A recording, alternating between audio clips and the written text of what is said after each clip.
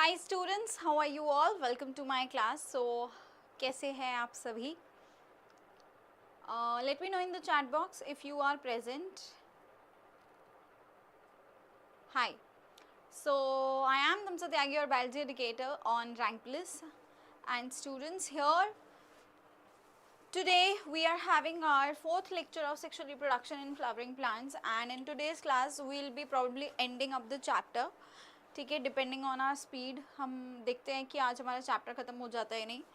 सो मेरा पर्सनल जो एक्सपीरियंस है उसके अकॉर्डिंगली आज हमें पोस्ट फर्टिलाइजेशन, एपोमिक्सिस और पॉलीएम्ब्रियोनिक ख़त्म कर देना चाहिए. बट अगर आप लोगों को डाउट्स आते हैं तो उसके हिसाब से हमारी स्पीड डिफाइन हो जाएगी. ठीक है, तो एनसीईआरटी सब लोगों ने ओपन कर ली है. Have you all open your NCERTs?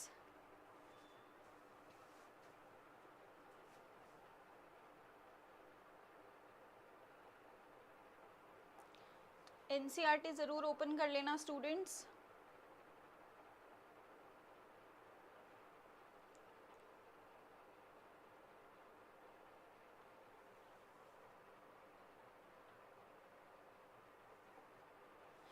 चलिए, so before starting the class can we recap what we did in the last class. चलिए, तो लास्ट क्लास में जो भी हमने पढ़ा है एक बार फटाफट से रीकैप कर लेते हैं. तो बच्चों, पिछली क्लास में हम लोगों ने क्या पढ़ा था? वी स्टडीड अबाउट योर, क्या पढ़ा था हमने लास्ट क्लास में? I think we did all of your pollen pistil interactions, है ना, आर्टिफिशियल हाइब्रिडाइजेशन, आउटब्रीडिंग डिवाइसेस, ये सब कर लिया था हमने पिछली क्लास में. ठीक है, इवन डबल फर्टिलाइजेशन, है ना. चलिए, तो लास्ट क्लास में हमने सबसे पहले मैं पॉलन पिस्टल इंटरैक्शन बता देती हूँ. तो स्टूडेंट्स, पॉलन पिस्टल इंटरैक्शन में हमने क्या देखा था? इसके अंदर वो सारे इवेंट्स आते हैं जिसमें हमारी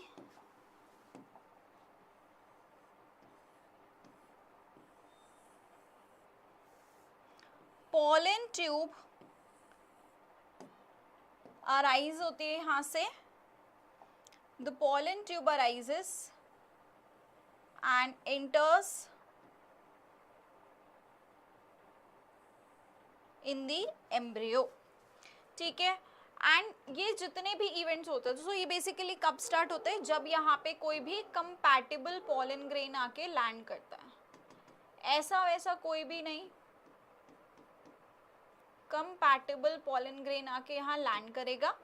उसके बाद ही यहाँ पॉलन की जर्मिनेशन होगी. मैंने आपको एक्सप्लेन किया था कि रिसेप्टर्स होते हैं, उस पर आके केमिकल्स बाइंड करते हैं, एंड देन यहाँ पे हमारा जो पॉलन ग्रेन होता है, इनिशियली यहाँ के वेजिटेटिव सेल से ट्यूब न्यूक्लियस रिलीज होता है सबसे पहले, और पीछे की तरफ हमारे दो मेल गैमीट्स रहते हैं.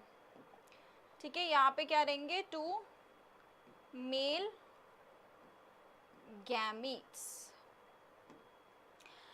Students, it will move forward forward forward और आगे हमारे एम्ब्रियो सैक में जाके एंटर करता है. यहाँ पे इसको ये सारे सेल्स मिलते हैं, 2 सिनर्जिड्स मिलेंगे. ठीक है, एक एम्ब्रियो सैक मिलेगा यहाँ, सॉरी एक एग सेल मिलेगा यहाँ. देन एक बड़ा सा सेंट्रल सेल होता है, और यहाँ पे ऊपर की तरफ एंटीपोडल्स होते हैं. तो एंटीपोडल्स का एज सच फर्टिलाइजेशन में हमने कोई रोल नहीं देखा था. ये ट्यूब न्यूक्लियस आगे की तरफ मेल गैमीट्स को गाइड करता है, यहाँ पे आके डिजेनरेट हो जाता है. उसके बाद बच जाते हैं हमारे सिर्फ ये 2 मेल गैमीट्स. इनमें से स्टूडेंट्स एक मेल गैमीट आके यहाँ इस एग सेल के साथ फ्यूज करता है, और दूसरा मेल गैमीट आके कहाँ फ्यूज करता है? With this central cell. So यहाँ पे 2 तरह की फ्यूजन चल रही है. एक मेल गैमीट हमारा फ्यूज कर रहा है किसके साथ? एग सेल के साथ, and it forms our zygote. ठीक है, सेकेंड मेल गैमीट हमारे 2 पोलर न्यूक्लियाई के साथ फ्यूज करते हैं और क्या बना देते हैं? Endosperm. Right. So the first fusion is known as syngamy. इस वाले फ्यूजन को हम सिनगेमी भी कहते हैं और इसको हम क्या कहते हैं, ट्रिपल फ्यूजन। यहाँ पे दो तरह के फ्यूजन्स हो रहे हैं, हेंस ये एक तरह का क्या है, डबल फर्टिलाइजेशन। क्योंकि यहाँ दो फ्यूजन्स हो रहे हैं तो इसको हम क्या कहते हैं, डबल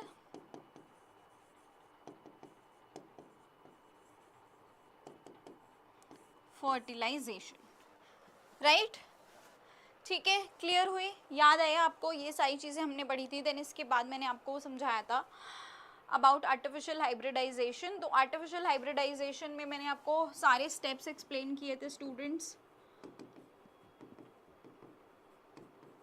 सबसे पहले हम वहाँ पे आपके दो फ्लावर्स लेते हैं अपनी मनपसंद मेल एंड फीमेल फ्लावर्स, उसके बाद we are only interested in their gametes. तो जो हमारा पिस्टल होता है हम चाहते हैं उसके आसपास के एंथर्स को रिमूव कर दिया जाए।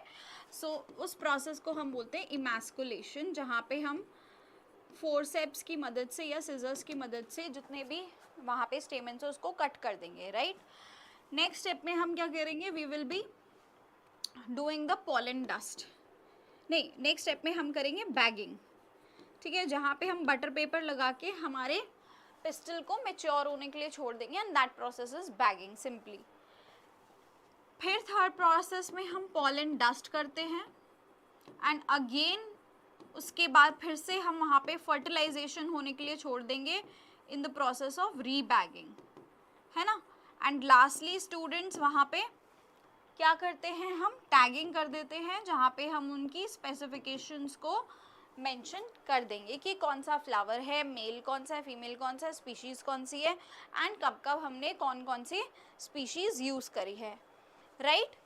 ठीक है, इतना सबको क्लियर हो गया। चलिए नेक्स्ट आ जाते हैं आर्टिफिशियल हाइब्रिडाइजेशन के बाद में, let's come on to the next topic, that is your outbreeding devices. Outbreeding devices students एक ऐसी डिवाइसेस होती है जहाँ पे सेल्फ पॉलिनेशन को प्रिवेंट किया जाता है, ठीक है। यहाँ पे सेल्फ पॉलिनेशन इज प्रिवेंटेड, ठीक है। यहाँ सेल्फ पॉलिनेशन को सिंपली प्रिवेंट किया जाता है, रोकने की कोशिश की जाती है, क्योंकि अगर बार बार सेल्फ पॉलिनेशन होता है तो उसकी वजह से there is a chance of inbreeding depression, ठीक है। सो सबसे पहला तरीका मैंने आपको क्या बताया था यहाँ पे, एक तो पोजिशनल डिफरेंसेस इन योर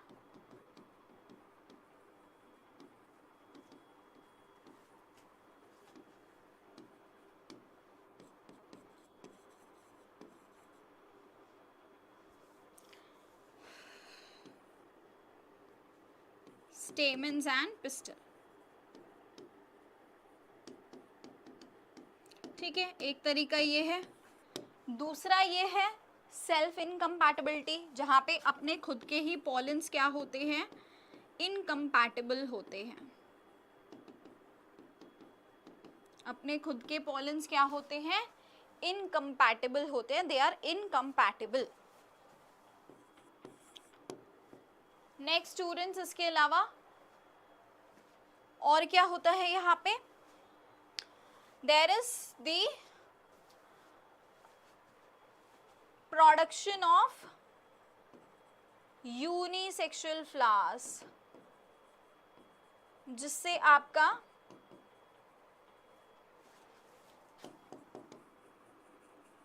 जिटोनोगेमी और ऑटोगेमी दोनों प्रिवेंट हो जाता है। And lastly we have dichogamy, यानी non synchronization of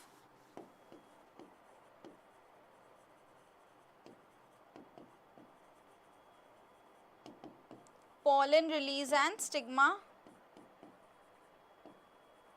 receptivity.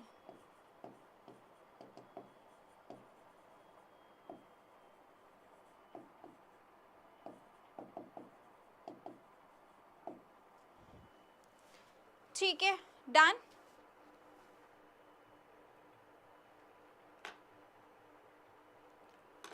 Just wait a second.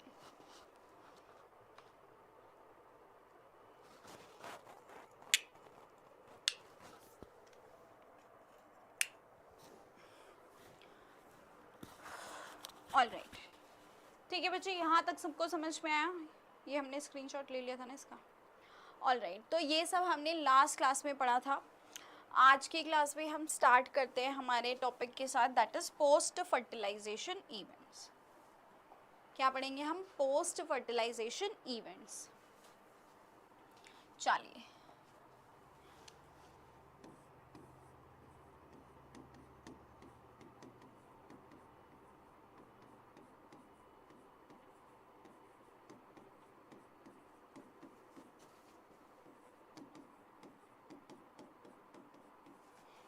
बेटा नाम से आपको क्या समझ में आ रहा है? पोस्ट फर्टिलाइजेशन, नाम से कुछ समझ में आ रहा है ना कि फर्टिलाइजेशन के बाद वाले events. Okay, so includes all events after fertilization. तो जितने भी फर्टिलाइजेशन के बाद वाले इवेंट्स होते हैं वो हमारे किस में आएंगे? पोस्ट फर्टिलाइजेशन इवेंट्स में। ठीक है, फर्टिलाइजेशन के बाद वाले इवेंट्स किस में आते हैं? पोस्ट फर्टिलाइजेशन इवेंट्स में आते हैं। ओके, नाउ बच्चे, फर्टिलाइजेशन हमने जो एंजियोस्पर्म में देखा था, there was a double fertilization, जिसमें सिनगेमी का प्रोडक्ट क्या था? सिनगेमी का प्रोडक्ट क्या था? सिनगेमी के अंदर हमको क्या मिला था? We got endosperm, oh sorry my bad, we got zygote, ठीक है, और ट्रिपल फ्यूजन का प्रोडक्ट क्या था? ट्रिपल फ्यूजन के बाद हमको क्या मिला था? एंडोस्पर्म मिला था, तो we got endosperm after triple fusion. अब स्टूडेंट्स, ये जो जाइगोट है इसके बाद ये किस चीज में डेवलप होने वाला है? यही हमारी पोस्ट फर्टिलाइजेशन इवेंट होता है। जाइगोट बाद में जाके कन्वर्ट हो जाता है एम्ब्रियो में। ठीक है, किस में कन्वर्ट होगा? एम्ब्रियो में। एंड अगर हम एंडोस्पर्म की बात करें बच्चे, तो एंडोस्पर्म इनिशियली कन्वर्ट होता है हमारे पेरी एंडोस्पर्मिक सेल।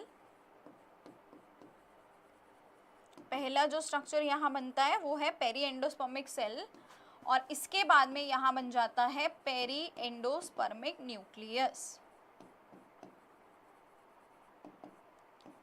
ठीक है, so this is the final structure, this is the structure that we get after your fertilization. Sorry, में से ही गलती हो गई है। Initially we get peri endospermic cell. ठीक है, मैं यहाँ लिख देती हूँ पेरी एंडोस्पर्मिक सेल, मैंने उल्टा बता दिया था यार, एंडोस्पर्म आपका बाद में बनेगा, मतलब एंडोस्पर्म बनने के लिए it has to go through these structures. इनिशियली आपका पेरी एंडोस्पर्मिक सेल बनता है, फिर आपका पेरी एंडोस्पर्मिक न्यूक्लियस बनेगा, दैट इज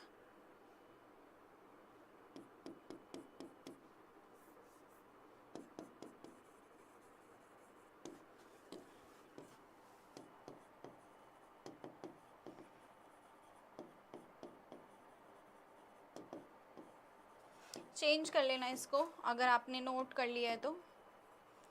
ठीक है बच्चे, see here, so the final structure that we have after post fertilization, syngamy में हमको एम्ब्रियो मिलता है और यहाँ पे हमको मिलता है एंडोस्पर्म। बात समझ में आई? ठीक है, इनिशियली जब ट्रिपल फ्यूजन होता है तो ट्रिपल फ्यूजन के अंदर एंडोस्पर्म इज द प्रोडक्ट, मैंने आपको लास्ट क्लास में एक्सप्लेन किया था। बट ये एंडोस्पर्म बच्चे डायरेक्टली नहीं बनता, उससे पहले हमारा पेरी एंडोस्पर्मिक पहले न्यूक्लियस बनेगा, फिर पेरी एंडोस्पर्मिक सेल बनेगा, और फिर उसके बाद में एंडोस्पर्म बनेगा, that's the last product here. ठीक है, आई बात समझ में? ओके, अब one by one in structures के बारे में हम डिटेल में एक्सप्लेन करते हैं। सबसे पहले हम बात करते हैं हमारे एंडोस्पर्म की। लेट्स टॉक अबाउट एंडोस्पर्म पहले।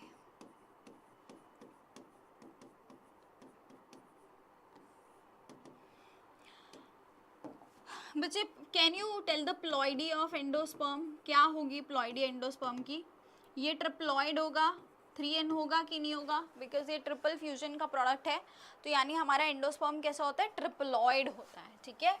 Endosperm is a triploid structure. और बच्चे एंडोस्पर्म की जो डेवलपमेंट होती है ना, it always precedes the development of embryo. क्या बोला मैंने? Endospermic development precedes the embryonic development। कहने का मतलब ये है कि पहले आपका इसकी एम्ब्रियो की डेवलपमेंट खत्म होती है, उसके बाद में एम्ब्रियोनिक एंडोस्पर्मिक डेवलपमेंट कंप्लीट होती है। पहले एम्ब्रियो की डेवलपमेंट कंप्लीट होगी, उसके बाद में एंडोस्पर्म की डेवलपमेंट कंप्लीट होगी। रीजन, क्योंकि endosperm is full of reserved food material. ये जो एंडोस्पर्म होता है इसके पास क्या है, reserved food material which is required for the development of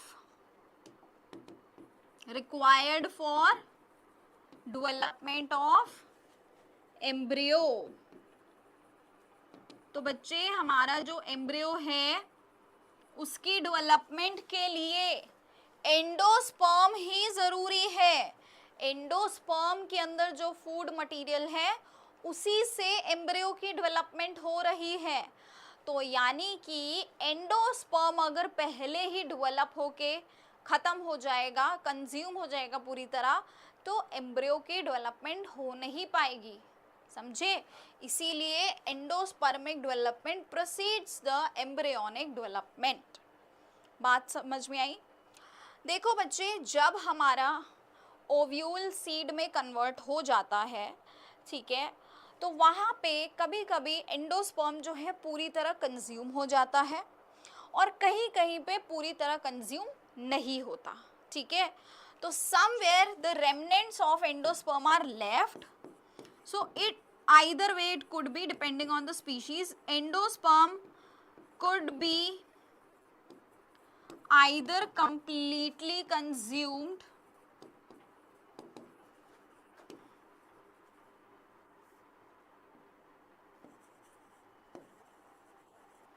during embryonic development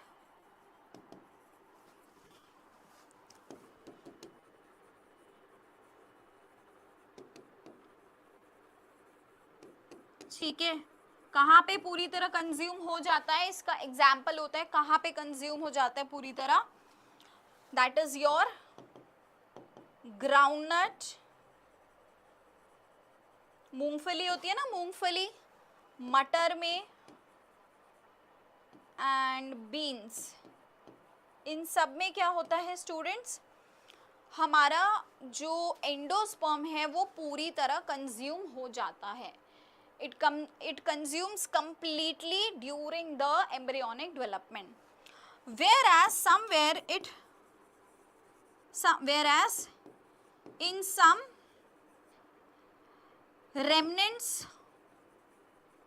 of endosperm is still present, यानी वो पूरी तरह कंज्यूम नहीं होता।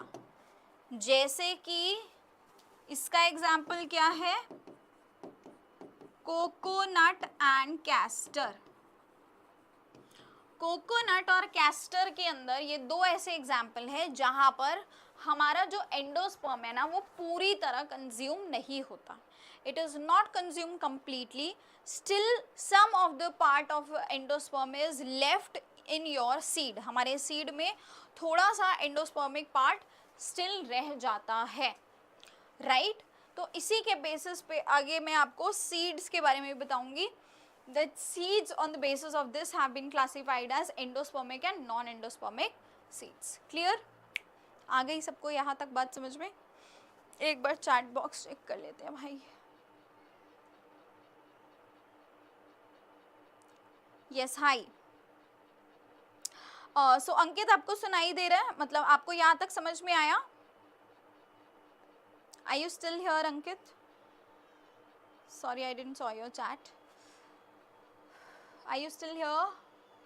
Hi, hello, can you hear me?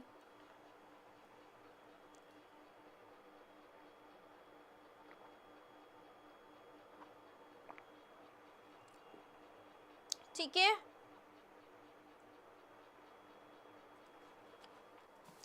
Clear हो गई यहाँ तक सबको? चलिए ग्रेट, ठीक है बच्चे, यहाँ तक समझ में आया ना आपको? Okay, now after this endosperm हमारा हो गया है, इसके बाद आ जाते हैं अब एम्ब्रियो पे। Let's talk about the embryo.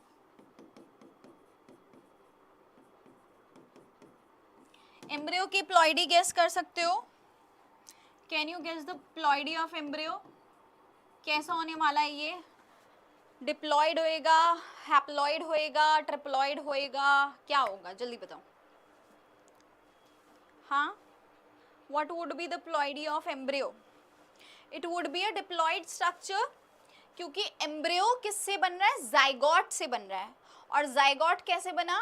Mail और फीमेल गैमीट के फ्यूजन से। तो मेल गैमीट हैप्लॉइड था, फीमेल गैमीट हैप्लॉइड था, दोनों ने फ्यूज किया, डिप्लॉइड जाइगोट बना और उसी से हमारा एम्ब्रियो बन गया। तो यानी it's a 2n diploid structure, right? Now students, ये हमारा जो एम्ब्रियो होता है, it's not just found in your monocots but it's also found in your dicots. हमारा जो एम्ब्रियो होगा ये मोनोकॉट प्लांट्स में भी देखने को मिलता है और डाइकॉट प्लांट्स में भी देखने को मिलता है। So we will be studying about both the types of embryo. So initially just understand that हमारे पास में एम्ब्रियो के अंदर दो कंपोनेंट्स होते हैं। क्या कंपोनेंट्स होते हैं एम्ब्रियो के?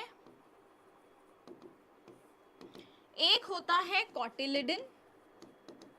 अब आप समझ जाओ कि भाई अगर तो हमारा डाइकॉट होगा तो दो कॉटिलिडन्स होंगे, अगर हमारा मोनोकॉट होगा तो एक कॉटिलिडन होगा, ठीक है? और दूसरा कंपोनेंट क्या होता है? Embryonal axis.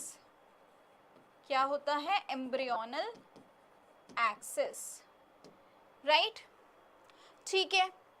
Now there are certain stages through which our embryo is formed. तो stages of development क्या होती है embryo की?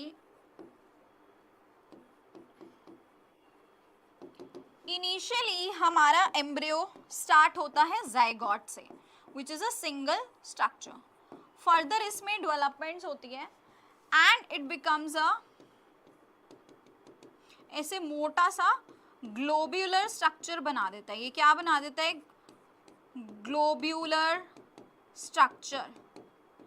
और इस स्ट्रक्चर के आने से पहले भी हमारे पास बीच में एक और स्टेट आती है जिसको हम बोलते हैं प्रो एम्ब्रियो, ठीक है?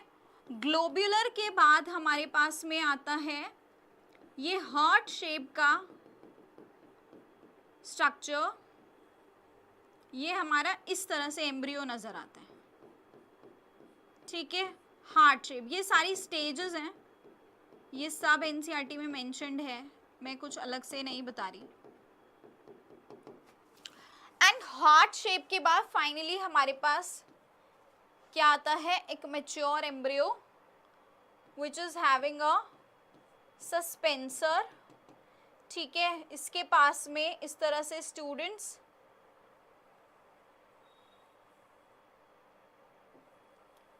दो कॉटिलिडन्स होती हैं, ये कॉटिलिडन्स हैं,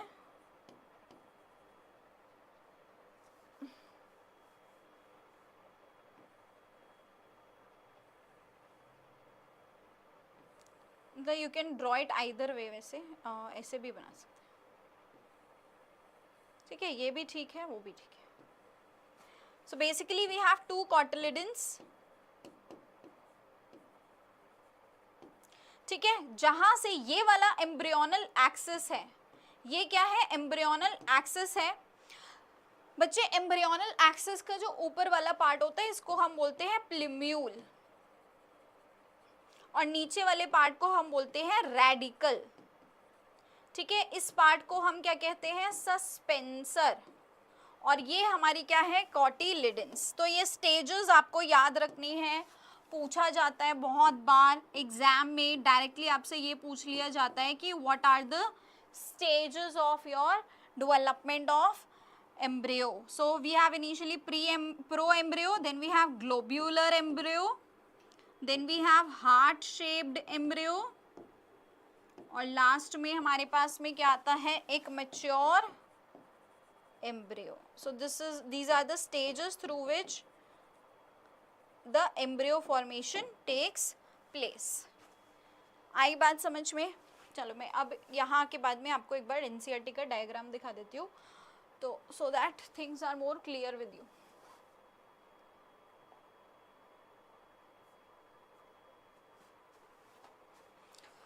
Please take out your NCERTs as well when you are studying ना. तो I just believe कि आप already NCERT लेके बैठे हैं, but अगर in case अगर नहीं खोली हुई है तो please take out your NCERTs also, okay?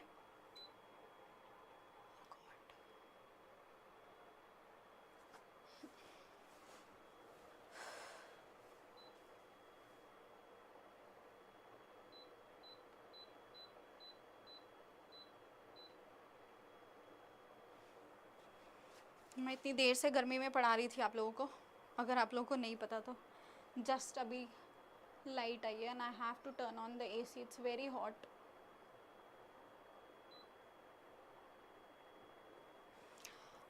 Meanwhile बेटा एनसीईआरटी खोल लो यार आप लोग. ये तो अभी ऑटो गेमी, जिटोनो गेमी ये सब चल रहा है, स्क्रॉल करना पड़ेगा थोड़ा सा मुझे.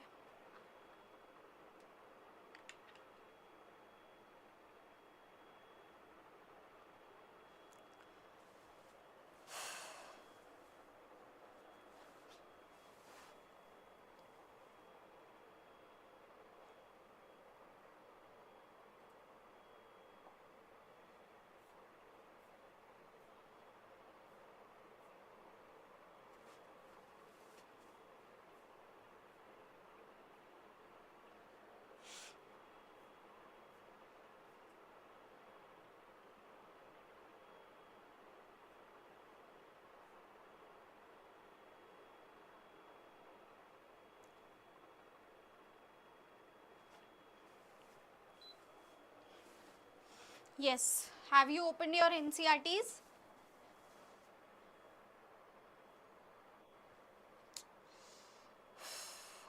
हाँ, जिसको हो क्या गया, NCERT क्यों नहीं खुल रही है ये?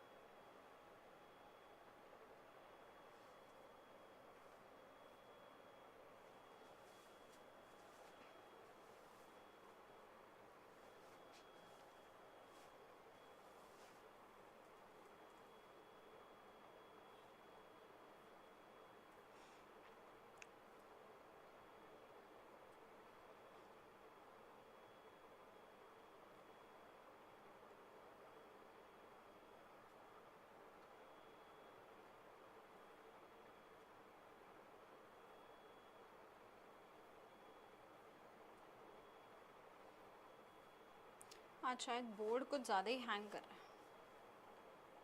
एक तो है भी सबसे लास्ट में ना, so it's taking a bit time to open the entire PDF. So let's just wait because I just want to show you the diagram.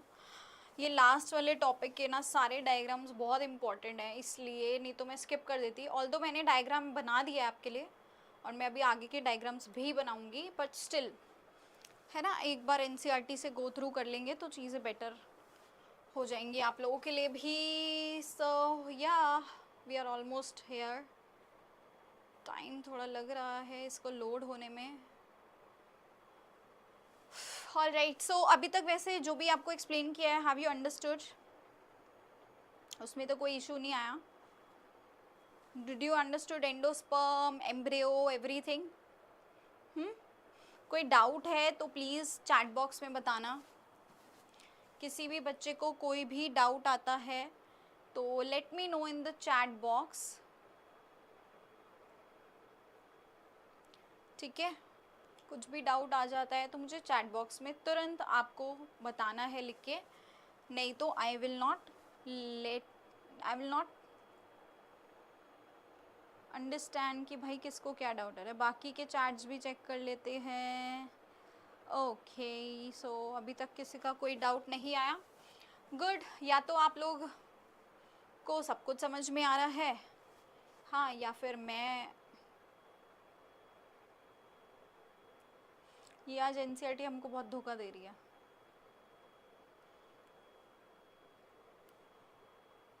नहीं खुल रहा ना, पता ही नहीं यार, आज किस्मत ही ख़राब है मुझे लग रहा है। ना एनसीईआरटी खुल रही थी, ना आज साइट खुल रही थी, पता नहीं क्या दिक्कत हो रही है बोर्ड में आज, या तो ये बोर्ड हैंग कर रहा है, आई डोंट नो। चलो यार छोड़ो, आप लोगों के पास एनसीईआरटी होगी तो next time what I will do, I will bring the screenshots अगर ऐसा होता है तो। यहाँ बार बार वैसे तो नॉर्मली खुल जाती है, बट ये लास्ट का पेज है ना तो नाटक कर रही है एनसीईआरटी, ठीक है? तो बोल रही है कि लास्ट वाली चीज़ें मैं इतने अच्छे से नहीं दिखाऊंगी, ठीक है? चलिए कोई बात नहीं। So students, have you understood the stages of the embryo? Stages समझ में आए? तो हमारे पास इनिशियली प्रो एम्ब्रियो होता है, उसके बाद ग्लोबुलर एम्ब्रियो बनता है, then heart shaped embryo, and finally we have a mature embryo जिसके अंदर हमारे पास एम्ब्रियोनल एक्सेस होती है और कोटिलिडन्स होते हैं। चलिए सबसे पहले मैं आपको यहाँ पे बताने वाली हूँ डाइकोटिलिडन, डाइकोट एम्ब्रियो का स्ट्रक्चर। तो बच्चे इतना तो हमको समझ में आ रहा है कि डाइकोट यानी कि यहाँ पे कोटिलिडन्स कितने होने वाले हैं? 2 कोटिलिडन्स होंगे, है ना? कोटिलिडन्स कितने होंगे? 2 होंगे। तो let's understand the structure. So basically यहाँ पे इस तरह का कुछ स्ट्रक्चर रहता है हमारे डाइकोट एम्ब्रियो का।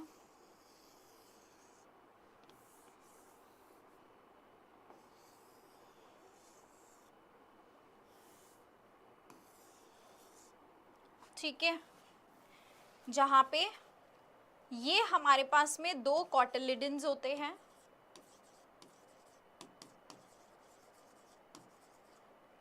Right?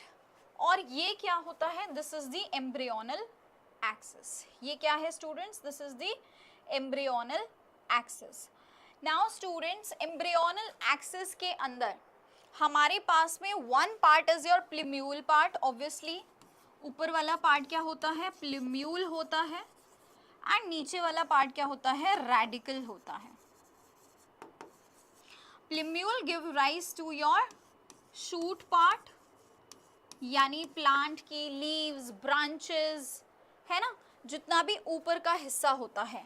Radical whereas give rise to the root part. इसके जस्ट नीचे हमेशा क्या प्रेजेंट होती है? एक रूट कैप प्रेजेंट होती है। इसके जस्ट नीचे हमेशा क्या प्रेजेंट होगी? एक रूट कैप प्रेजेंट होगी। नाउ एम्ब्रियोनल एक्सिस का वो हिस्सा जो कि अबव योर कोटिलिडन है, कोटिलिडन के ऊपर है, उसको हम क्या कहते हैं? We call it as epicotyl. क्या बोलते बच्चे इसको? Epicotyl. Whereas the region of embryonal axis which is below your cotyledons उसको बोलते हैं हाइपोकोटाइल, ठीक है? उसको क्या बोलेंगे? हाइपोकोटाइल। तो हमारा एक डाइकोट का एम्ब्रियो कुछ इस तरह नजर आता है। डाइकोट के एग्जाम्पल्स क्या क्या हैं? कहाँ पे मिलता है हमको? ग्राम में, चना में, पी में, ग्राउंडनट में, ये सब क्या है students? They are all examples of your dicot embryo, ठीक है? ये सभी क्या है? Dicot embryo. इसके बाद आता है monocot.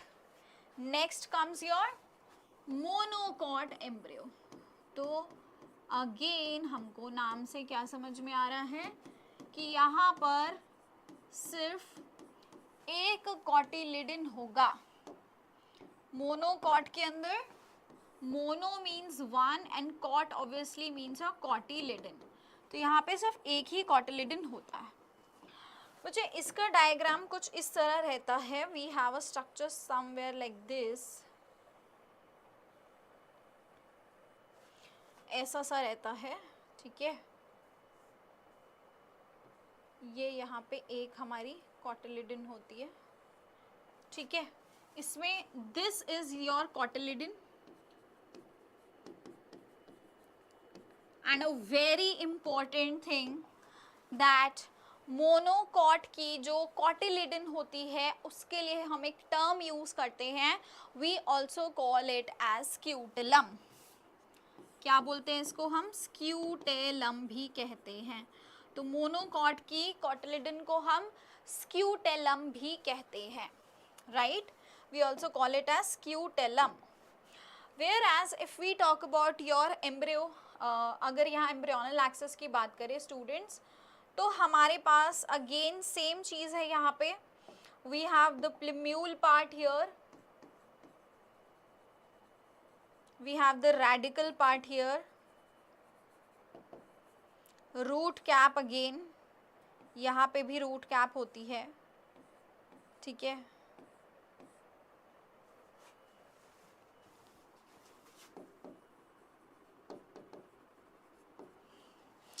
Now this region is known as epicotyle. This region is known as hypocotyle.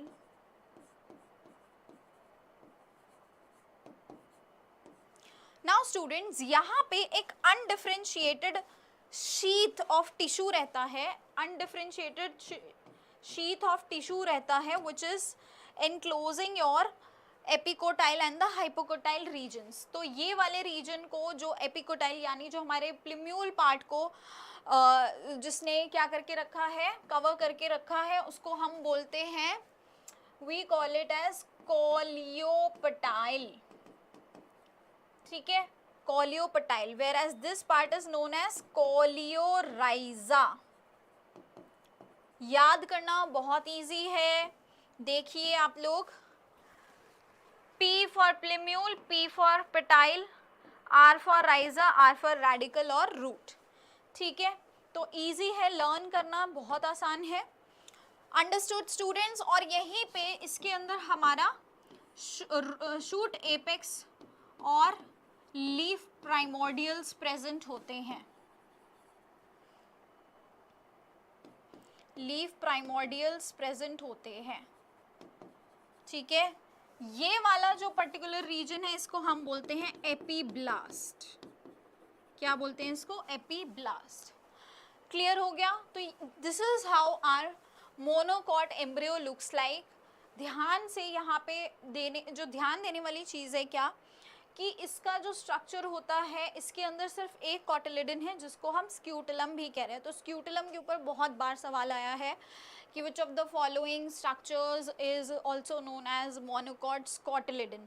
तो आपको बहुत सारे ऑप्शन दे देंगे या फिर लिखेंगे स्क्यूटेलम इज, है ना, व्हाट, तो then also you will have a lot of options. तो मैंने आपको पहले भी बताया था भाई, आपको जब भी एनसीईआरटी पढ़ने बैठोगे या आप कंटेंट को पढ़ रहे होते हैं तो आपको अपना एग्जामिनर वाला दिमाग भी चलाना होता है कि मतलब अगर आप एग्ज़ाम देते तो यहाँ से सवाल क्या बन सकता था। अगर ऐसे पढ़ोगे ना तो यू विल ऑलवेज फ्लरिश, है ना। आपकी पढ़ाई मतलब जायज़ है, जो भी आप पढ़ रहे हो वो आपको कहीं ना कहीं आगे जाके बहुत हेल्प करेगी, क्योंकि आपने वहाँ पे सिर्फ कंटेंट को पढ़ा नहीं है, आपने ये भी सोचा है कि अगर मुझसे ऐसा सवाल पूछा गया तो वहाँ इसका जवाब ये होगा। तो कल को वही सवाल जब बन के आएगा ना तो आपके लिए इजी होगा आंसर करना। Right students, now next let's come to the next topic, that is seed. Okay, next topic आ गया सीड। सीड बच्चे कहाँ से बनता है? सीड कहाँ से बनता है? मैंने आपको स्टार्टिंग में एक्सप्लेन किया था, सीड का जो स्ट्रक्चर है, कौन से वाले स्ट्रक्चर से सीड बनता है, which structure is responsible for the formation of seed? Ovule से सीड बनता है, यस और नो? ओव्यूल से सीड बनता है, हाँ कि नहीं? आपको याद है ओव्यूल के पास में इस तरह से बाहर की तरफ क्या होते हैं? इंटेग्यूमेंट्स होते हैं। क्या होते हैं? इस तरह से इंटेग्यूमेंट्स होते हैं। बच्चे यही इंटेग्यूमेंट्स बाद में जाके क्या बन जाते हैं? सीड की कवरिंग बन जाते हैं, जिनको हम सीड कोट भी कहते हैं। क्या बन जाते हैं? सीड की कवरिंग कहते हैं, जिसको हम सीड कोट भी कहते हैं। यहाँ पे जो आउटर इंटेग्यूमेंट होता है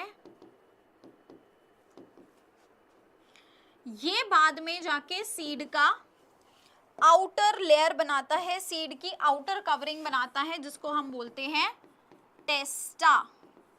सीड की आउटर कवरिंग बनाता है, जिसको हम बोलते हैं टेस्टा। वेयर एज जो अंदर का यहाँ पे स्ट्रक्चर है इनर इंटेग्यूमेंट,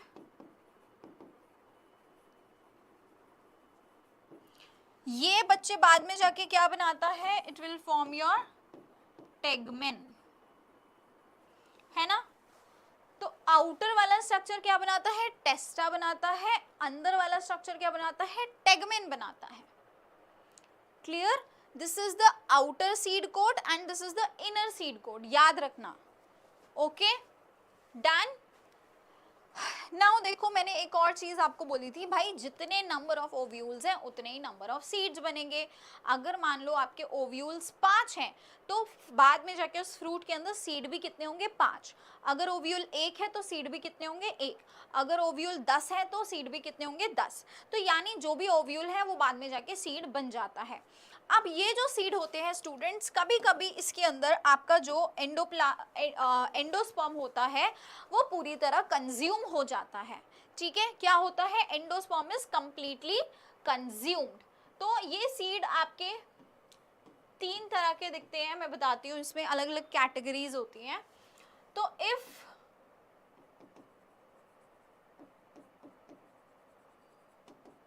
एक होता है एंडोस्पर्मिक सीड, एक होता है नॉन एंडोस्पर्मिक सीड,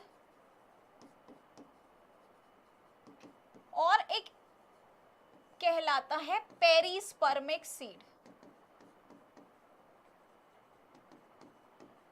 मैं इन तीनों के बारे में बताती हूं अभी। देखो, आपको याद है जब मैं एंडोस्पर्म एक्सप्लेन कर रही थी तो मैंने वहां पे क्या बोला था कि कभी कभी एंडोस्पर्म एम्ब्रियो के डेवलपमेंट में पूरी तरह कंज्यूम हो जाता है और बिल्कुल भी इसका कुछ भी पार्ट नहीं बचता। तो ऐसा सीड जब बनेगा, मतलब उसके अंदर कोई एंडोस्पर्म नहीं बचा, ऐसे सीड को हम क्या बोलेंगे? Non endospermic seed. ठीक है, नो एंडोस्पर्म लेफ्ट, है ना? भाई एंडोस्पर्म पूरी तरह कंज्यूम हो गया, कुछ भी नहीं बचा। राइट? एग्जाम्पल क्या थे इसके? याद है ना एग्जाम्पल? क्या एग्जाम्पल बताया था नॉन एंडोस्पर्मिक का? Pea, groundnut, beans. सो ये सभी एग्जाम्पल है, पी, ग्राउंडनट, बीन्स। एंडोस्पर्मिक के में क्या होता है स्टूडेंट्स? एंडोस्पर्म के रेमनेंट्स लेफ्ट, अभी भी वहां एंडोस्पर्म का रेमनेंट बच जाता है। Example coconut and castor. क्या एग्जाम्पल हो गया? Coconut and castor. ठीक है, पेरिस्पर्मिक सीड में क्या है? पेरिस्पर्मिक सीड क्या है? आपको न्यूसिलस की लेयर याद है? जब मैंने आपको यही वाला डायग्राम बताया था तो अंदर जो एम्ब्रियो सैक होता है, ये एम्ब्रियो सैक के सराउंडिंग में there was a layer of nucellus. याद आ रही है? ये न्यूसिलस की लेयर जो हमारे डेवलपिंग एम्ब्रियो को खाना दे रही थी। It is full of reserve food material. बेटा कभी कभी ना ये न्यूसिलस के रेमनेंट भी कुछ सीड के अंदर बच जाते हैं, जिसको हम बोलते हैं पेरिस्पर्म। पेरिस्पर्म क्या होता है? Remnant of न्यूसिलस। तो वो यहां पे रह जाता है। ऐसे सीड को हम पेरिस्पर्मिक सीड बोलेंगे। इसका एग्जाम्पल क्या है? Black pepper, and beet. ठीक है, ये दो एग्जाम्पल्स होते हैं, black pepper and beet root basically. तो ये दो एग्जाम्पल्स रहते हैं जहाँ पे हमको पेरिस्पर्म का रेमनेंट, पेरिस्पर्म यानी कि न्यूसिलस का रेमनेंट भी मिल जाता है, ऐसे सीड्स को हम बोलते हैं पेरिस्पर्मिक सीड्स। क्लियर हो गई बात? यस और no? Done. And then students, हमारे पास सीड के अंदर वी हैव अ माइक्रोपाइल। ठीक है, फॉर एग्जाम्पल मैं ये ग्राम का डायग्राम बना रही हूँ, इस तरह से हमारे पास ये एम्ब्रियोनल एक्सिस होती है। ये हमारे पास कॉटिलिडन्स है। Do you remember micropyle? है ना, माइक्रोपाइल याद है? और उसके जस्ट ऊपर एक स्कार जैसा स्ट्रक्चर होता है जिसको हम क्या कहते हैं? हाइलम। तो इस सीड के पास ये स्कार जैसा स्ट्रक्चर भी होता है और ये छेद भी होता है जिसको हम कहते हैं माइक्रोपाइल, जिससे एयर अंदर जाती है जो कि इसको जर्मिनेशन में हेल्प करता है, राइट? तो हवा जाने का काम इसी माइक्रोपाइल से होता है एंड इसी से जर्मिनेशन भी होती है। सीड को जब वो सीड हमारा बिल्कुल ऐसे मिट्टी के अंदर चला जाता है तो वहाँ पे वो सांस कैसे लेगा, हवा कैसे जाएगी, ऑक्सीजन कैसे जाएगी या पानी कैसे जाएगा? तो माइक्रोपाइल एक ह्यूज रोल प्ले करता है वहाँ पे in providing the air and your water so that it can germinate. ठीक है, और कहीं कहीं स्टूडेंट्स अगर हमारा मान लो कि अनफेवरेबल कंडीशंस होती हैं तो उस केस में सीड की सारी मेटाबॉलिक एक्टिविटीज़ जो होती हैं वो ख़त्म हो जाती है। ठीक है, and it undergoes a state of dormancy. Unfavourable conditions में सीड क्या करता है? सीड अपनी सारी की सारी मेटाबॉलिक एक्टिविटीज़ को रोक देता है and it undergoes a state of dormancy. ठीक है, that is suspended activity, suspended metabolism, suspended germination obviously। तो ये तब तक रहेगा जब तक कि फेवरेबल कंडीशंस रिज्यूम नहीं हो जाती। जैसे ही फेवरेबल कंडीशन रिज्यूम होगी again it will resume and germinate. और सीड स्टूडेंट्स ऐसा आपका स्ट्रक्चर होता है which is basically carrying 2 generations. इसके पास भैया 2 जनरेशंस हैं, मतलब ये पहली वाली जनरेशन से आया है और अगली वाली जनरेशन को बनाएगा, है ना? तो सीड ही ऐसा स्ट्रक्चर है जो हमें यहाँ पे इस कॉन्टिन्यूटी ऑफ स्पीशीज में हेल्प कर रहा है। फ्लावर इज द स्ट्रक्चर जो यहाँ पे इस पूरे प्रोसेस को अलाउ करता है होने के लिए। जैसे अगर मैं ह्यूमंस की बात करूँ तो वहाँ पे we have the reproductive systems, right, which are helping in the gamete formation and further continuity of the species। but the process of fertilization के बाद में हमारे पास जो एक सिंगल सेल आता है जो पुरानी जनरेशन के जीन्स कैरी कर रहा है और नई जनरेशन को बनाएगा, वो क्या होता है वहाँ? जाइगोट। सिमिलरली यहाँ क्या होता है? वो सीड होता है। क्लियर हो गई बात? ठीक है, सो इट्स द सीड।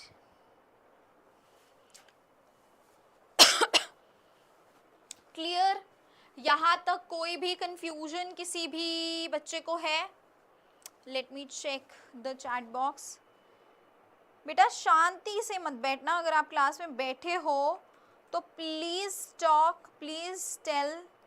जो भी आपको डाउट्स आते हैं वो आप बताइए क्लास में, है ना? If you will stay quiet then that would be very difficult for me to understand whether you are understanding the things or not.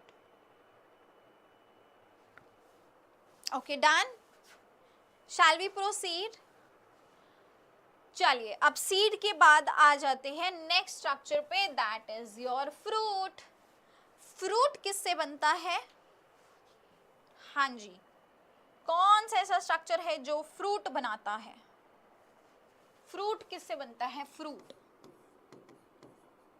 fruit is the product of your ovary। ठीक है, it is the ovary which converts into your fruit। इसके अलावा वहाँ पे जितने भी petals, sepals, stamens, अड़गम शड़गम जो भी है सब क्या हो जाएगा, शेड ऑफ हो जाएगा। सिर्फ बच जाता है हमारा ओवरी, और इसी ओवरी से बनता है हमारा फ्रूट। ठीक है, इसी ओवरी से क्या बनता है बच्चे, फ्रूट बनता है। इसी ओवरी से क्या बनता है, फ्रूट बनता है। अब देखो हमारे पास ओवरी की वॉल होती है, क्या होती है, ओवरी की वॉल, ओवेरियन वॉल। बेटा यही वॉल फ्रूट की क्या बनाती है, what does it form, the wall of your fruit that is known as pericarp. क्या बनाती है, पेरिकार्प।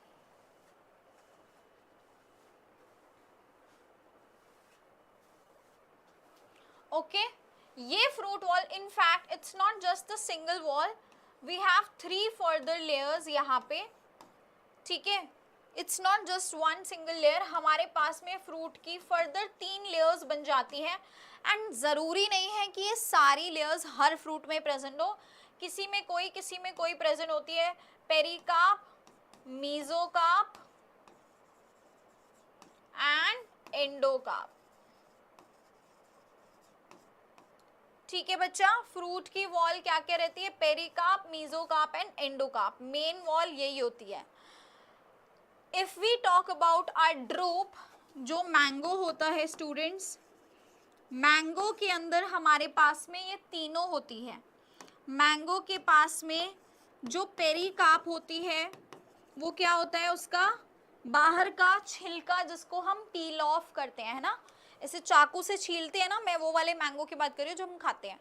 तो जो छिलका होता है, मैं यहाँ लिख देती हूँ छिलका, that is the pericarp. Okay, mesocarp यहाँ क्या होता है, जो हम खाते हैं, द फ्लैशी एडिबल पार्ट, जो हम खाते हैं। ठीक है, एंड एंडोकार्प क्या होता है बच्चे, endocarp is that stony part in it, जो गुठली, देखो आपने एक होती है बाहर की मोटी लकड़ी जैसी गुठली, वही एंडोकार्प होती है। उसके अंदर अगर आप उसको भी और खोलेंगे तब आपको सीड मिलेगा। तो it's the wooden part, okay, the woody part. ठीक है, गुठली जिसको हम बोलते हैं, but it's actually not the गुठली और द सीड, सीड उसके अंदर होता है। क्लियर हुआ? So mango is also a drupe basically, and इसके अंदर हमको ये तीनों लेयर्स नजर आती हैं। Whereas if we talk about our coconut, coconut में दिखती है हमको ये तीनों लेयर्स। कोकोनट में students we only have the endocarp and sorry mesocarp and endocarp.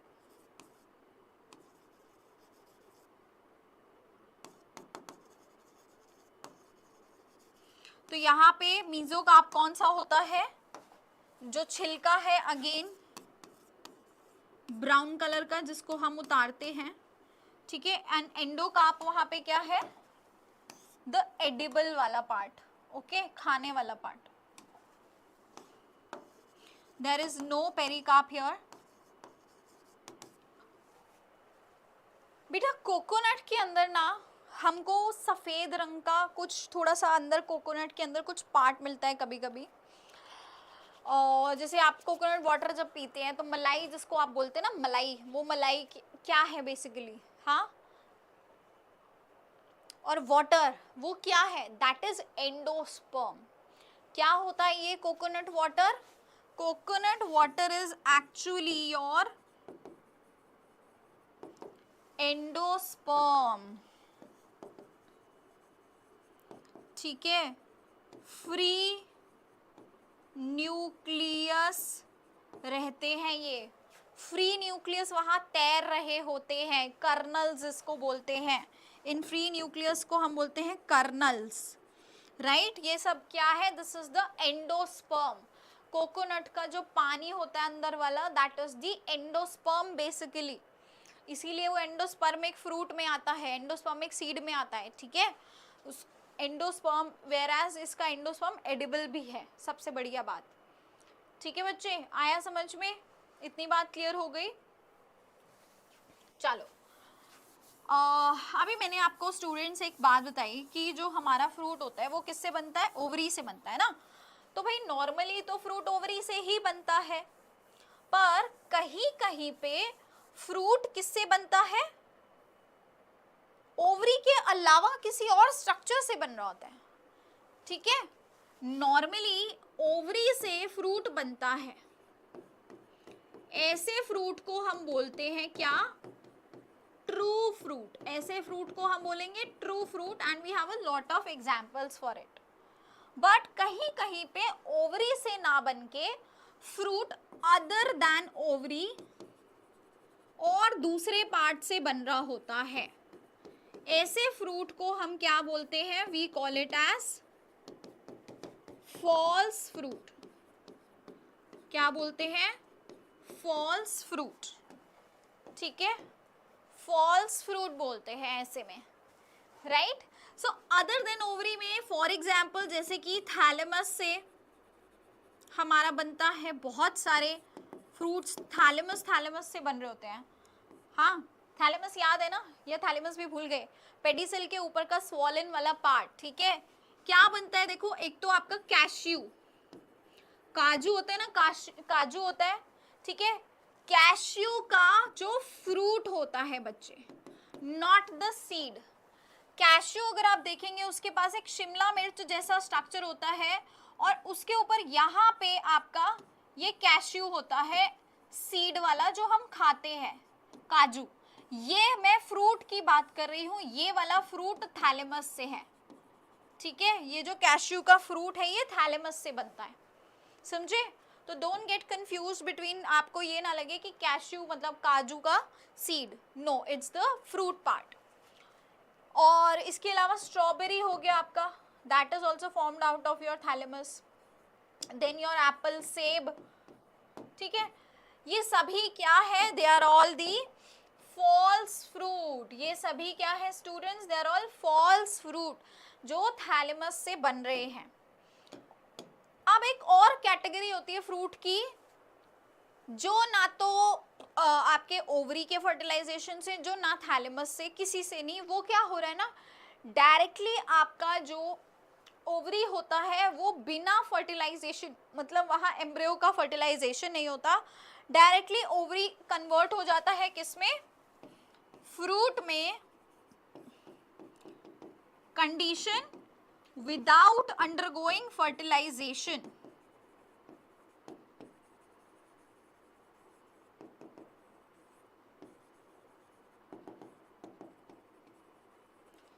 ऐसे फ्रूट को हम क्या बोलते हैं? Such fruit is known as parthenocarpic fruit. ऐसे फ्रूट को हम क्या बोलते हैं?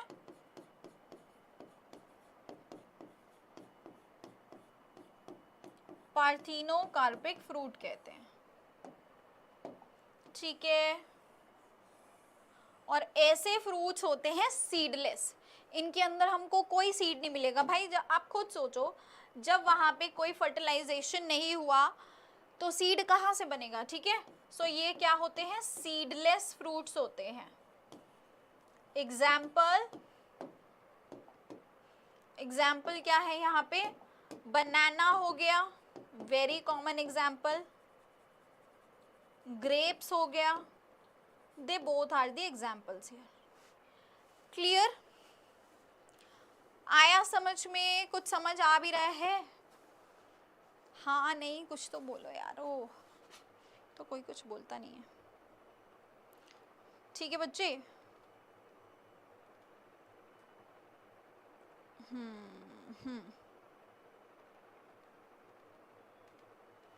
चलिए डन, आ जाओ।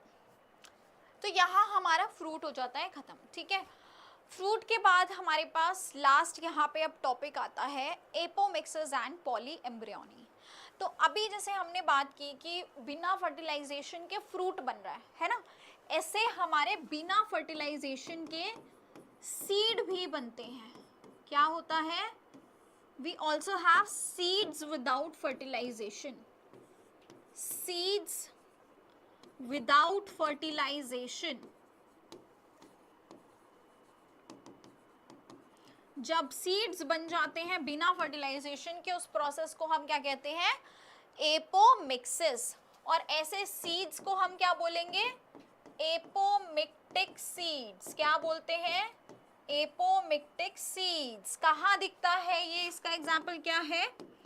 We have Asteraceae and we have grasses. घास में भी हमको ये दिखता है, ठीक है। अच्छा, अब आप खुद सोचोगे कि मैम ऐसे कैसे पॉसिबल है कि एपोमिक्स मतलब बिना फर्टिलाइजेशन के सीड बन कैसे रहा है? तो ऐसे बनता है, देखो यहाँ पे जो आपका ओव्यूल है ना, the diploid ovule, that directly turns into what? Your seed. ठीक है, directly turns into the seed, right? Diploid ovule directly किस में बन जाएगा? सीड में बदल जाएगा। यहाँ पे आपके वो सारे स्टेप्स मिस हो गए। ओव्यूल के अंदर एम्ब्रियो सैक होता है, उस एम्ब्रियो सैक के अंदर गैमीट्स आते हैं, है ना। आपका मेच्योर फीमेल गैमीटोफाइट बनता है, वहाँ पे सारे हैप्लॉइड सेल्स बन जाते हैं, फिर आपका मेल और फीमेल गैमीट का फ्यूजन होगा। वो सब कुछ नहीं हो रहा, डायरेक्टली ये डिप्लॉयड ओव्यूल सीड में बदल जाता है। यहाँ पे embryo sac does not undergo fertilisation.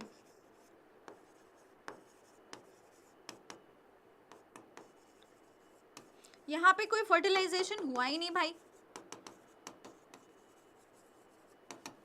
ठीक है। तो हमें डायरेक्टली यहाँ से सीड मिल गया, यानी कि यहाँ पे स्टूडेंट्स ये seed is a result of, it's a asexual method, right. यहाँ पे सेक्सुअल मेथड तो इन्वॉल्व ही नहीं है, so it's a result of asexual method. And बेटा ऐसा सीड के अंदर एक खास बात है, क्या? ऐसा जो बीज होगा उसमें क्या हो रहा है ना, there is no mixing of genes, and if there is no mixing of genes, no meiosis, no reductional division, no crossing over, there are high chances कि यहाँ पे जो भी हमारे कैरेक्टर्स होंगे वो एज इट इज मेंटेन रहेंगे for many years, right. अब इस बात का फायदा फार्मर्स उठा सकते हैं। कैसे? अगर वो नॉर्मली आपके जो फार्मर्स होते हैं उनको अगर अपनी जब वो मतलब ग्रो करते हैं प्लांट्स को, तो वो क्या किस चीज़ का इस्तेमाल करते हैं? वो ना हाइब्रिड सीड्स का यूज़ करते हैं। किसका यूज़ करते हैं? हाइब्रिड सीड्स का। पर यार हाइब्रिड सीड्स के साथ बहुत सारी डिसएडवांटेजेस हैं। क्या? एक तो यार ये बहुत महंगे होते हैं, these are very costly, okay, these are very heavy on pockets, भाई बहुत कॉस्टली हैं, ठीक है। एंड ऊपर से हाइब्रिड हैं, यानी these are the result of a sexual reproduction, right. तो आर्टिफिशियल हाइब्रिडाइजेशन से बने होंगे, मैंने आपको बताया था ना पूरा process, male flower female flower blah blah blah, so you remember steps, right. तो यहाँ पे क्या होगा ना, यहाँ पे हमारे पास में जो सीड्स आएंगे वो उसको अगर हम मान लो जैसे हमने प्लांट्स अपने उगा दिया, अगर उसका सीड हम नेक्स्ट टाइम यूज करेंगे तो क्या गारंटी है कि वो सारे के सारे फीचर्स हमको मिलेंगे? भाई सेक्सुअल रिप्रोडक्शन में तो जेनेटिक वैरायटी आती है, क्रॉसिंग ओवर होता है मियोसिस के अंदर, तो there can be a high chance कि हम जो कैरेक्टर चाह रहे हैं वो शायद ना मिले हमको। तो इसलिए हमको hybrid seeds we have to purchase every year, हर साल हमको खरीदना पड़ता है ना, हर साल हमको हाइब्रिड सीड्स खरीदना पड़ेगा। तो एक तो ये वैसे ही इतने महंगे, ऊपर से इसको हर साल खरीदो, तो इसको हम इन हाइब्रिड सीड्स को हम रिप्लेस कर सकते हैं किससे? हम इसको रिप्लेस कर सकते हैं एपोमिक्टिक सीड से। कैसे रिप्लेस कर सकते हैं? क्योंकि जो हम वैरायटी चाहते हैं अगर हमने उसको एपोमिक्टिक बना दिया तो हम एपोमिक्टिक को सिर्फ एक बारी, we have to just buy it once and there is no segregation of characters here, क्योंकि no sexual reproduction, तो कैरेक्टर्स की सेग्रीगेशन भी नहीं होगी and hence we can use them every year. हर साल हमको नए सीड्स खरीदने की ज़रूरत नहीं पड़ेगी। हम इसको एक बार में अगर हमने यूज़ किया तो अगली बार वहाँ से हमको जो सीड मिलेंगे we can use them every time, we don't have to buy them again and again. So this solves a lot of problem in the agriculture industry for the farmers जिनके ऊपर बहुत ज़्यादा burden आता है इन hybrid seeds का। अगर हम सही इस्तेमाल, तो अभी इन पे रिसर्च चालू है एंड बहुत आगे चल के हमको ऐसे ऐसे चीज़ें देखने को मिलेंगी कि एपोमेक्टिक सीड्स का बहुत ज़्यादा हमारे एग्रीकल्चर में यूज़ हो रहा है। ठीक है, तो वी कैन ऑलरेडी सी कि भाई ये किस हद तक हमारे लिए बेनिफिशियल हो सकते हैं। दूसरा एक तरीका होता है स्टूडेंट्स एपोमिक्सिस का, क्या होता है पॉली एम्ब्रियोनी। क्या होता है इसके अंदर, हमारे पास में आपको याद है न्यूक्लियस की लेयर याद है, do you remember the nucleus layer in your ovule, right. और इसके पास में जो सेल्स होते हैं ऑब्वियसली इसके पास बहुत सारे न्यूक्लियस होते हैं, मैं इसलिए बार बार बना देती हूँ, चीज़ें ना याद रहती हैं। मतलब इफ़ आई ड्रॉ योर यहाँ पे मैं सिर्फ सेल्स के अंदर 4-5 बारी न्यूक्लियस दिखा रही हूँ, तो हो सकता है कहीं दिमाग में यही एग्जाम में रह जाए एंड देन यू रिमेंबर यार मैम ना न्यूक्लियस के जितने भी सेल्स थे उसमें एक सेल एक न्यूक्लियस ना बना के बहुत सारे न्यूक्लियस बनाती थी, बहुत सारे न्यूक्लियस बनाती थी। इससे आपको हमेशा याद रहेगा कि हमारे जो न्यूक्लियस के सेल्स होते हैं these are multinucleated, they have a syncytium condition. ठीक है बच्चे, अंदर की तरफ क्या है हमारे पास में, ये एम्ब्रियो सैक है। क्या है हमारे पास, ये एम्ब्रियो सैक है। क्या है स्टूडेंट्स हमारे पास, ये एम्ब्रियो सैक। अब क्या होता है ना, initially we just have this one embryo, right. अब ये वाले जो न्यूक्लियस होते हैं ये अंदर की तरफ प्रोट्रूड करने लगते हैं, ये न्यूक्लियस के सेल्स अंदर की तरफ प्रोट्रूड करने लगते हैं and they starts forming different embryos. अब यही कई तरह के एम्ब्रियोज बनाने लगते हैं, दे ऑल बिकम्स एम्ब्रियो। ठीक है, ये सभी क्या फॉर्म करने लगते हैं, स्टार्ट्स फॉर्मिंग एम्ब्रियो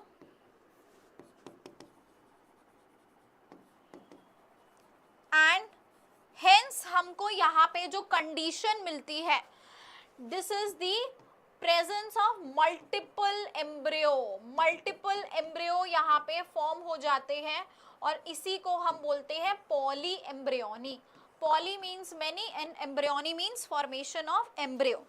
ठीक है, तो जब इस तरह के मल्टीपल एम्ब्रियो यहाँ फॉर्म होने लगेंगे तो उसको हम क्या कहेंगे, poly embryony, right, poly embryony. And ये कहाँ दिखता है हमको, वेरी इंपॉर्टेंट, इसका एग्जाम्पल क्या होता है students, we see it in the citrus fruits. ठीक है, हमको सिट्रस फ्रूट्स में दिखता है, जैसे कि एक हमको पता ही है भाई ऑरेंज हमारा, ठीक है ना, क्लियर हुआ, आया ना समझ में, कोई दिक्कत यहाँ तक, यस और नो।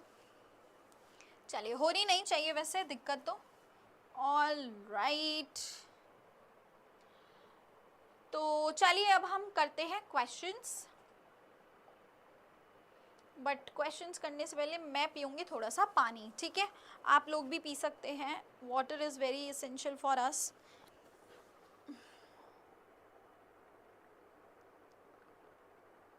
जस्ट 1 मिनट ब्रेक, इतने आप लोग क्वेश्चन रीड कर सकते हैं students.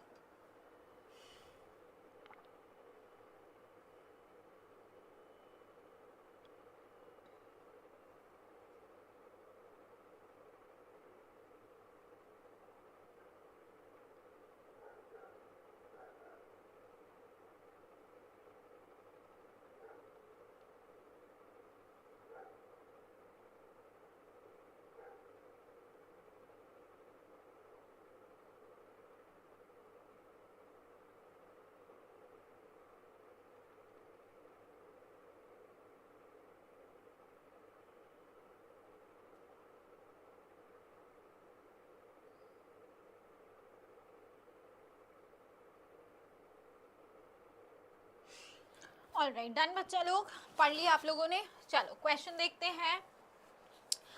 The embryo in a seed develops from, seed, जो एम्ब्रियो के अंदर सीड होता है वो किससे डेवलप होता है? क्या वो ओव्यूल से डेवलप होता है? ओव्यूल से होता है। The fertilized egg cell, the endosperm, the ovary wall, किससे डेवलप होता है? The embryo in a seed, हाँ जी, एम्ब्रियो किससे डेवलप हो रहा है? ओव्यूल से? नो। फर्टिलाइज्ड एग सेल,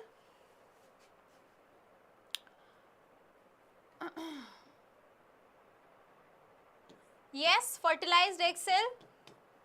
तो फर्टिलाइज्ड एग सेल क्या बनाता है? जाइगोट बनाता है, और यही जाइगोट बाद में जाके क्या बनाता है? एम्ब्रियो बनाता है। ठीक है, सो हेंस इसका आंसर क्या हो गया? Option number B. किस किस का आ गया था ये आंसर? आ गया था। चलिए भाई पढ़ते हैं आगे। Endosperm is primarily responsible for, endosperm primarily किसके लिए रिस्पॉन्सिबल है जी? बताइए। Providing protection to the seed, क्या ये प्रोटेक्शन देते हैं सीड को? हाँ, नहीं, ऐसा तो मैंने कहीं नहीं बताया आपको। Nourishing the developing embryo, absolutely correct, ये हमारे डेवलपिंग एम्ब्रियो को नरिश करता है, यानी वहां पे उसको खाना देता है। ठीक है, न्यूट्रिशन देता है। तो इसका आंसर बी है। पर हम एक make it a habit to read all the statements before marking any answer correctly. ऐसा नहीं कि शुरू का पहला आपको दिख गया कि यही आंसर है, या जैसे यहाँ हमको दिख गया तो हम बाकी की स्टेटमेंट्स पढ़ेंगे ही नहीं और आगे बढ़ जाएंगे। ये गलती कभी नहीं करनी। हम सारे स्टेटमेंट्स को पढ़ने के बाद ही इसको फाइनल डिसीजन लेंगे कि यही आंसर सही है। ठीक है, उसका रीज़न ये होता है कि कई बार आपको जो होते हैं ऐसे स्टेटमेंट्स दे दिए जाते हैं जिसमें कि आपको बेस्ट आंसर ढूंढना होता है, तो उसमें ना आपको दोनों आंसर ऐसे लगेंगे कि सही है, लेकिन एक स्टेटमेंट ज़्यादा आपके क्वेश्चन को जस्टिफाई कर रही होती है, इसीलिए हमको चारों स्टेटमेंट पढ़ना ज़रूरी होता है। Facilitating seed dispersal, seed dispersal में एंडोस्पर्म का कोई रोल नहीं है। Protecting the seed from the diseases, so we were right, that is B. But still I would say हमेशा सारी स्टेटमेंट्स को पढ़ के ही आगे बढ़ें। Which structure forms the seed coat? मैंने आपको एक्सप्लेन किया था ना, याद है? दिख गया होगा आपको आंसर। तो कौन सी? Ovule? No. Integuments of the ovule, absolutely correct है ना। आउटर इंटेग्यूमेंट क्या बनाती है? सीड कोट की टेस्टा, आउटर वाली seed coat, and inner integument क्या बनाती है? टेगमेन बनाती है। ठीक है, याद रखना ये। So this is correct. Ovary का वॉल ये नहीं बनाएगा, ओवरी का वॉल आपका फ्रूट की वॉल बनेगी। Endosperm no, so it is option number B. मजा आ रहा है ना चैप्टर खत्म करके? फील आ रही है अब कुछ 12वीं वाली नीट वाली? हाँ, चीज़ें क्लियर हो रही हैं अच्छे से सब कुछ? ऐसा तो नहीं सब सर के ऊपर से जा रहा है, तो ऐसा होना नहीं चाहिए वैसे। नेक्स्ट आ जाते हैं एपोमिक्सिस। मैं तो बार बार आपको बोल रही हूँ भाई, कुछ भी डाउट आता है मुझे चैट बॉक्स में बताओ। Apomixis is a form of asexual reproduction. Apomixis एक फॉर्म होता है एसेक्सुअल रिप्रोडक्शन का। Requires fertilization of the egg cell. Egg cell की फर्टिलाइजेशन होती है? नहीं होती ना, एपोमिक्सिस में no fertilization. Involves the production of seeds without fertilization, absolutely correct। ठीक है, तो यहाँ पे सीड का प्रोडक्शन बिना फर्टिलाइजेशन के होता है। Only occurs in animal species, खाली एनिमल स्पीशीज? एनिमल कहाँ से आ गया, प्लांट पढ़ रहे हैं हम तो। Involves the fusion of male and female gametes? No, so it is option number B। Fine जी, क्लियर जी? चलिए next question, which of the following best describes the polyembryony? इनमें से polyembryony को कौन बेस्ट डिस्क्राइब करता है?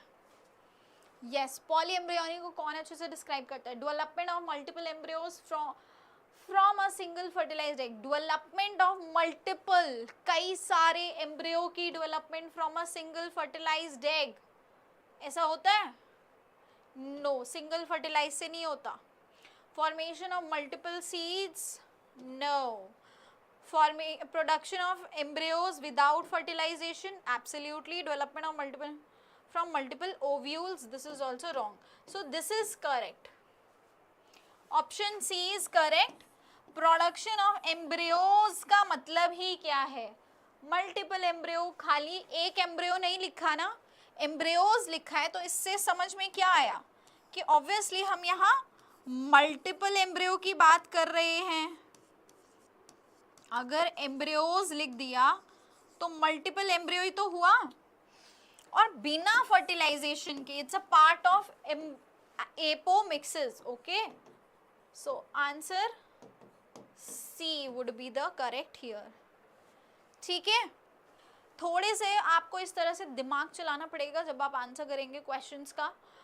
And this is how you need to solve the questions. यहाँ तक किसी भी बच्चे को कोई भी डाउट आता है तो you guys can let me no. ठीक है, ये लास्ट क्वेश्चन था.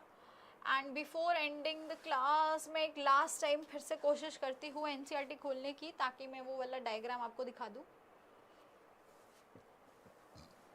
अच्छा, चल क्या रहा है यार, एक तो मुझे समझ नहीं आ रहा. मेरे को आज सुबह वाली दोपहर वाली क्लास में भी यही हो रहा था, और अभी वाली क्लास में भी यही हो रहा है.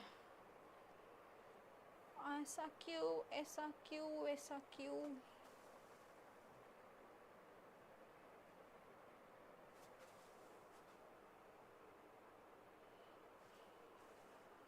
PDF is opening but still उसके बावजूद भी या तो either we have to grow very slowly तब शायद ये खुल जाए.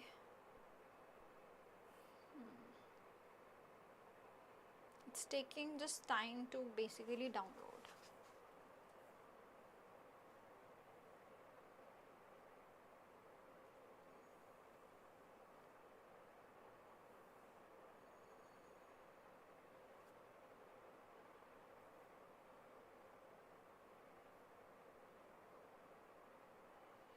होने देते हैं इसको डाउनलोड. ठीक है, अभी हमारे पास है टाइम.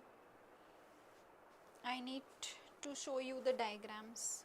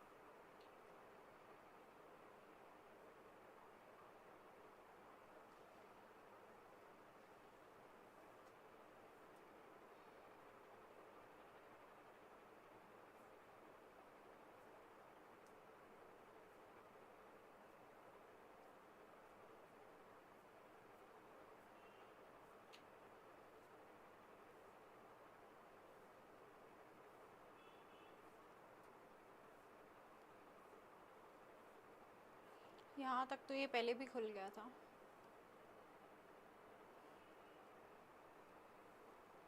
यहाँ पे आते आते ये धोखा कर देता है। कोई बात नहीं यार, नहीं हो रहा है लोड, तो वील ट्राई कि नेक्स्ट क्लास में आई ब्रिंग द स्क्रीनशॉट्स देना। ये आज ही हो रहा है, नहीं तो अदरवाइज हम डेली क्लास खोलते हैं तब इतना कोई इशू नहीं आता। पता नहीं ये आज ही क्यों इतना इशू आ रहा है। या कोई बात नहीं, ठीक है, चलिए। So all the very best students, sorry if we were not able to open it today.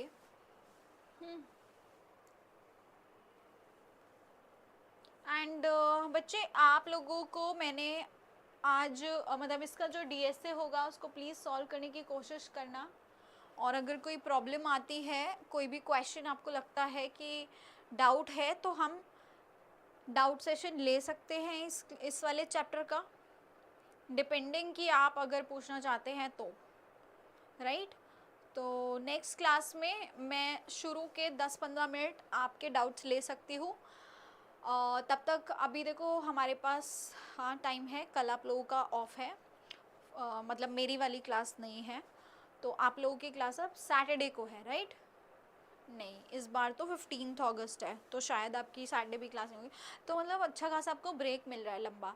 तो इस दौरान आप लोग क्या कर सकते हैं, you will study this entire chapter. पहली बात तो ये चैप्टर थोड़ा सा मुश्किल है क्योंकि इसमें बहुत सारी टर्म्स हैं, बहुत कुछ समझने का है, एंड जो टर्म्स यहाँ पे उसको मेमोराइज करना ही एक बहुत बड़ा टास्क है, ठीक है। So many example, so many terms and so much there, ठीक है। तो इस चैप्टर को अच्छे से पढ़ लेना ताकि लास्ट में कोई दिक्कत ना आए। अभी से सारे शॉर्ट नोट्स प्रिपेयर कर लेना। और मैं अगेन दोबारा कह रही हूँ, नेक्स्ट क्लास जब भी होगी I will try to take your questions as doubts, and if you don't have any doubts then in that case we can simply continue with the chapter, the next chapter. और अगर आपके doubts होते हैं तो मैं यहाँ पे आपके सारे डाउट्स वाले टॉपिक, सो मुझे स्पेसिफिक टॉपिक बताना, ये मत बोलना कि कुछ नहीं समझ में आया, तो इसका मतलब ये नहीं कि पूरा चैप्टर मैं पढ़ाऊंगी। उसके लिए then you only have one option, that you will see the recordings, ठीक है, क्लियर। चलिए, that was all, thank you so much and bye bye.